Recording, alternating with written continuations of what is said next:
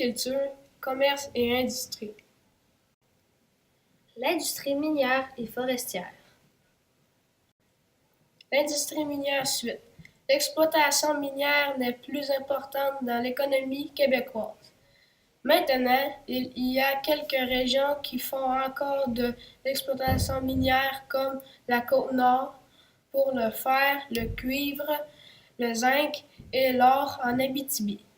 Les seuls minéraux au Québec sont le zinc, le fer, le cuivre et l'or. On découvre à cette époque et l'amiante est dangereuse pour la santé.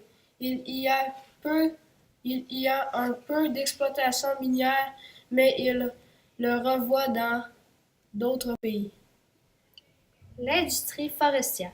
L'exploitation forestière est aussi tournée vers l'exploitation, car elle aussi connaît des difficultés.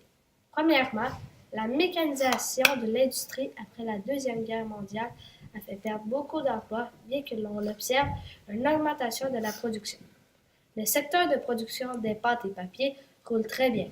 Les principaux concurrents sont les États-Unis dans ce domaine. L'hydroélectricité et les grands barrages. Le début du siècle. Au début du siècle, il y avait juste des entreprises privées comme la Shawinigan Power and Water Co. Les tarifs étaient trop élevés et les qualités du courant n'étaient pas très bonnes. Il y avait la Light Heat and Power qui distribuait et produisait de l'électricité. Plusieurs régions rurales ne sont pas desservies par l'électricité. La création Hydro-Québec. Au début du siècle, le Québec a laissé les compagnies privées en 1944. Le gouvernement a décidé d'agir en achetant la compagnie Montréal Ligne Heat and Power. Le gouvernement du Québec a créé Hydro-Québec pour baisser les prix parce que à Montréal c'était très cher. Il s'engageait à offrir des prix raisonnables pour le consommateur près de la région de Montréal. Nationalisation de l'électricité en 1962. Plusieurs projets ont permis d'exploiter notre potentiel hydroélectrique.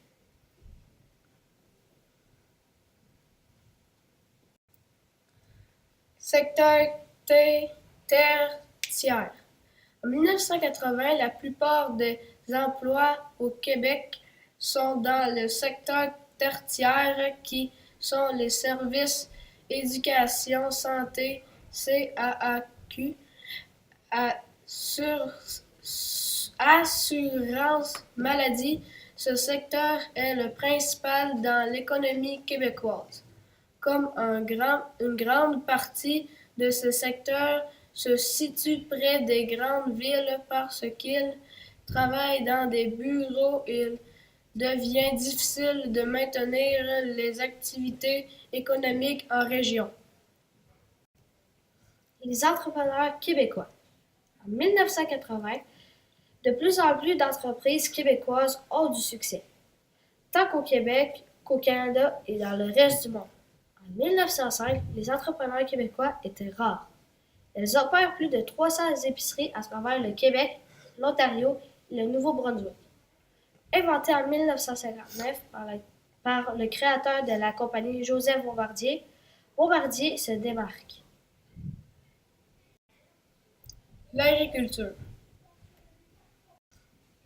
L'agriculture.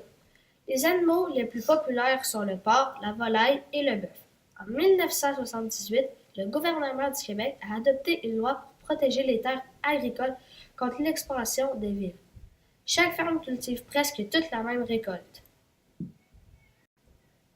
Des meilleures conditions de travail. Des meilleures conditions de travail. En effet, environ 37% des travailleurs sont syndiqués en 1980, comparé à 17% en 1921. D'abord, en 1965, le gouvernement au Québec a reconnu aux employés de la fonction publique le droit de former des syndicats et de faire la grève. En 1977, la formule de cotisation syndicale obligatoire.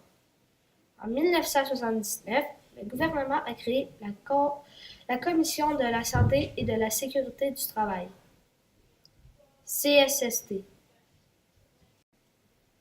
Simone Monette Chartrand et Michel Chartrand. Michel et Simone Chartrand forment un couple qui a marqué l'histoire du Québec. Engagés en société, ils ont milité dans divers organismes pour la justice sociale, les droits, l'égalité des femmes et la paix.